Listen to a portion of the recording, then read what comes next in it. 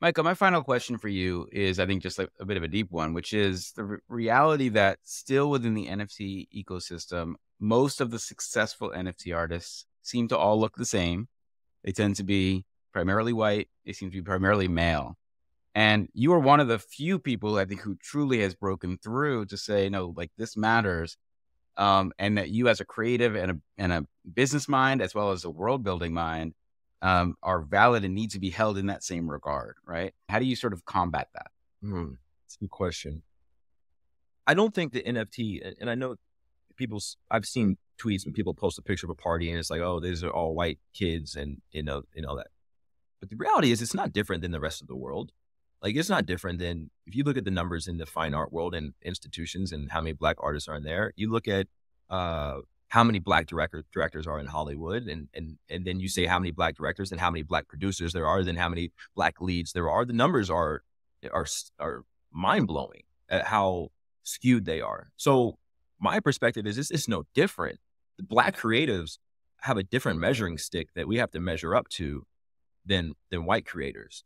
And it's very, very rare for any black creator to break through. I still have a measuring stick.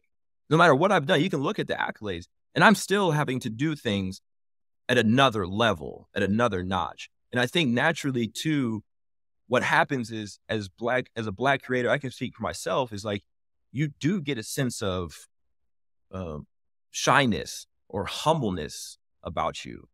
That's like a natural thing that you learn because you don't want to ruffle any feathers. You got to stay in the mold. You got to stay in the lane. That's what you kind of like taught to do. And I fit in that for a while. I was like, I don't want to ruffle the feather. I got to play in the safe space because the opportunities, I don't know if they're going to come again. And so when I think about the NFT space, it's like sometimes it's not. It's just it's not different than the rest of the world. It's not an outsized difference. It is the world. It's just a mirror to what would happen in the traditional world, had happened in a boardroom, etc. It's exactly right. It's a mirror. It's a mirror. And so how do you combat that? It's like now you're talking about how do we combat that across all industries. And what I think that is what that looks like for me is like people in a position of power need to start to look at the black creators and say, okay, black creators are driving culture. They are generating insane amount of revenue for businesses, for companies, right? They're making things cool. So maybe we should probably start to put money behind them, right? Maybe we should start putting, and I've been very grateful to work with some incredible brands and incredible leaders in the space that have done that for me.